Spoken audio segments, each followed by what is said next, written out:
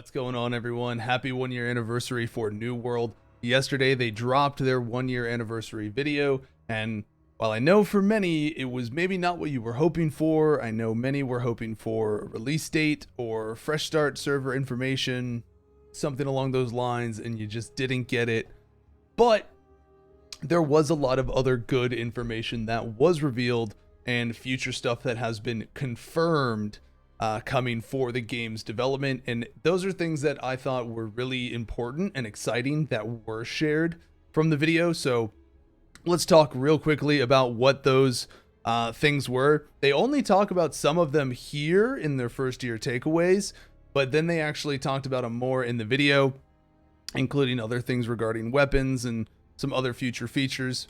But first year takeaways, they talk about the starts and stops and continues for the game's development, what they've learned over this past year. As anybody who's been playing the game for the last year, or anyone who's at least kept up with the updates over the last year, you know that they have been making tremendous strides in improvement for how they go about their development for the game, and they have been moving forward with it, and it's been in very much so in a positive direction, particularly in the last 5-6 months. Learn more about how they're continuing to work towards a more enjoyable Eternum based on past experiences. Highlights include more communication with players, which is something that they've done a pretty good job with these dev videos and a few other systems as well. More cohesive storytelling, such as the revamped starting experience and mounts. They did confirm mounts as one of the things. The team also touches on expanding combat, harder PvE content, and leaning into solo play without taking away from group play. Now, for what some of this means, okay, when they talk about leaning into solo play without taking away from group play, right? For many of you who remember when you first started your journey in New World, once you got towards the max level, there was a quest for, I believe it was called Mother Wells, something along those lines, but it was a quest where you could only do that quest with other people if those people were also on that quest. And it was a very bad experience in a lot of different ways. But they have, they've been leaning into there being more options for quests that maybe had group dynamic requirements previously, and have incorporated a solo option instead for them. One of those that I can give a more specific example to is using the new player experience, and that is when you are doing your Azoth staff, you get a choice to either go into Amrine Expedition and get your heart gem from there, or you can do a multi-step solo quest that is in the open world of Eternum that you just do over multiple steps instead of going into Amrine. And so they give you that choice of being able to do this part of the quest, part of your progression, on your own time, at your own pace, versus jumping into an expedition, getting a group, and running through it. Now, fortunately, you don't need tuning orbs anymore. There is no restriction on going into the expedition. So really, you should just go into the expedition, party up, see your first dungeon, all that jazz. And, there's really no takeaway from it. Harder PvE content. They don't say it here in this, but Scott's exact words were super hard endgame raid content is something that they're now going to be working on in their development. I will be curious to see how they plan to incorporate super hard endgame raid content, because PvE has been one of those things that we've always felt was one of those difficult points with New World because of the way the combat is, because of the way healing is, and the multiple weapon applications. It can be difficult to create mechanics that are engaging and meaningful where it's not easily altered by the players utilizing all the tools that are available and then end up making the encounter trivial. Right? There have been times where certain things might have been seen as difficult, but then you just, incorporated more healing into it by, having multiple people take life staffs or certain consumables.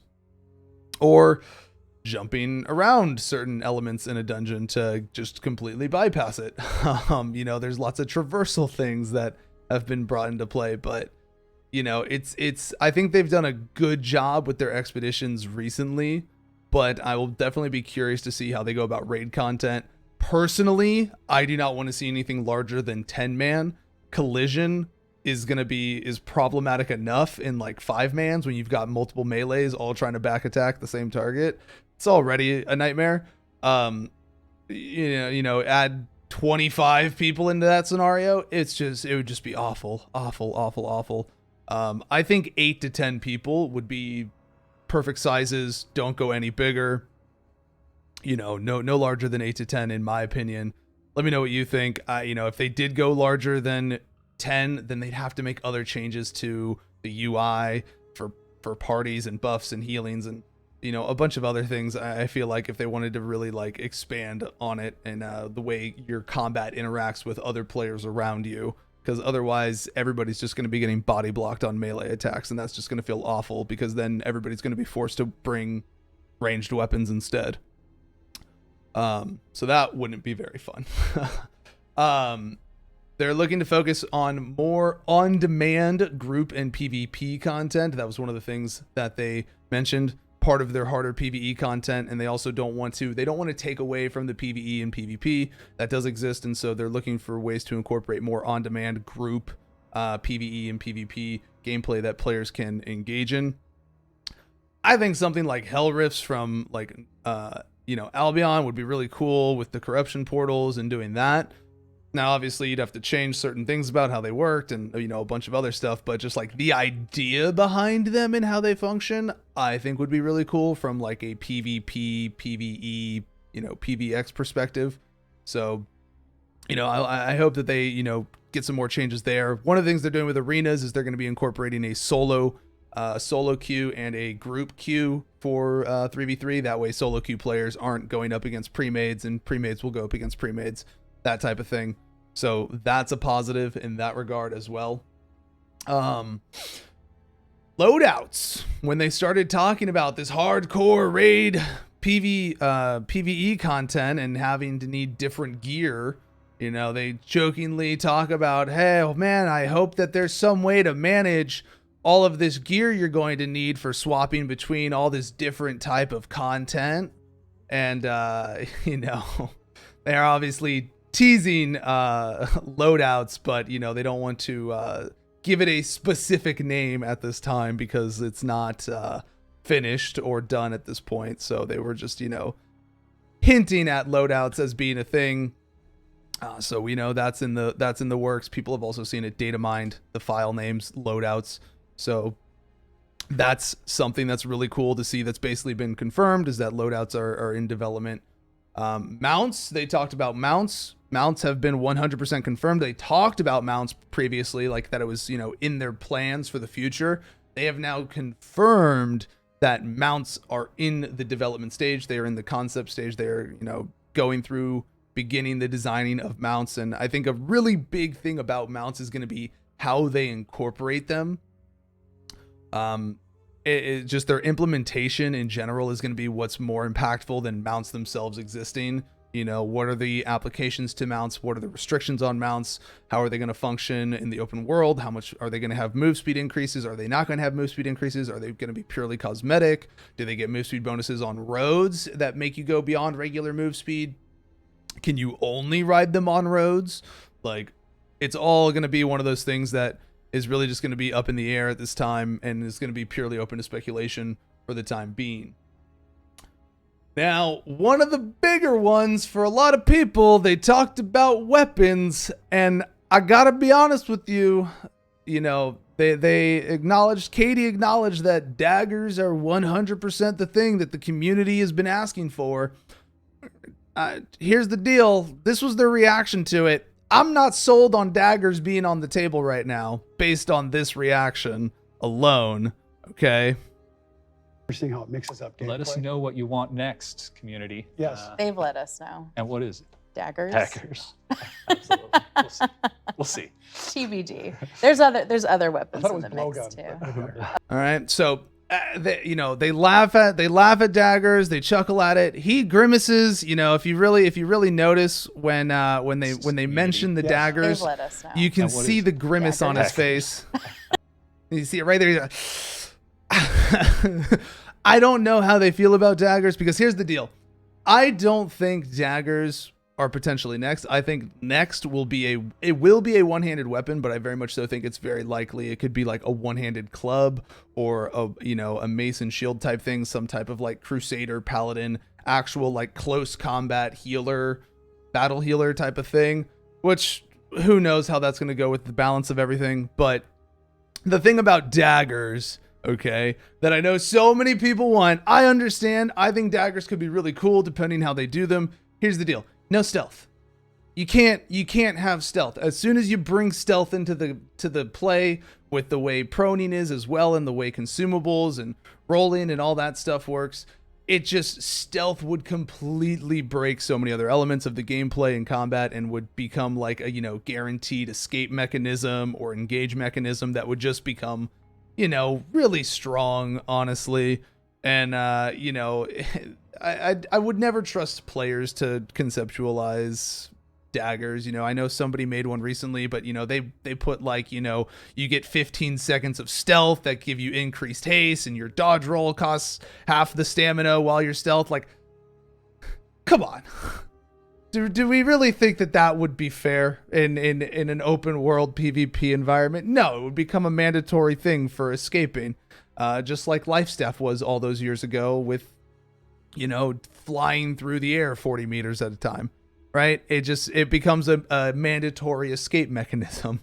But, I think Daggers could be cool. It just is all going to depend, again, how do they design them? What would be the incorporation for them? But, they also say there are other weapons that are currently in the works. If you look through the different areas, you see a lot of other weapons that exist in Eternum. You've seen dagger models, we've seen mace models, we've seen halberds, polearm type weapons, and other things of the sort. So, I think the next weapon personally is probably going to be a little more magic oriented, just because the last two have been, we had Blunderbuss, it was a strength, medium, close ranged weapon, and then we had Greatsword, which is full dex strength two-handed weapon, and the very first one previously to that, all of those, was Void Gauntlet, which was supposed to be a magic healing hybrid type weapon. But I think the next weapon will be something that's more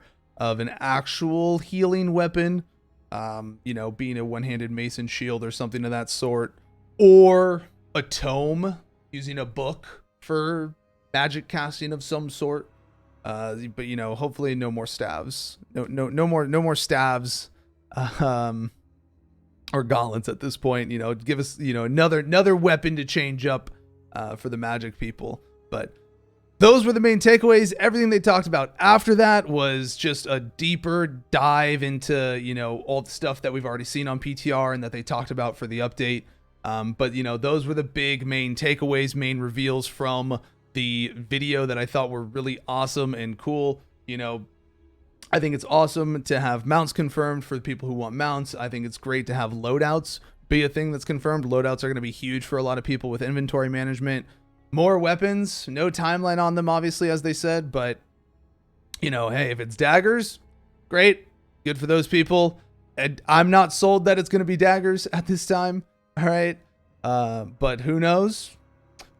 Super hard PvE raid content. That's great. I would love to see how it works out. I hope it works out well, because that would be huge for New World's like lifespan and player retention and just, end game activities to engage in. That would be something that would be really big.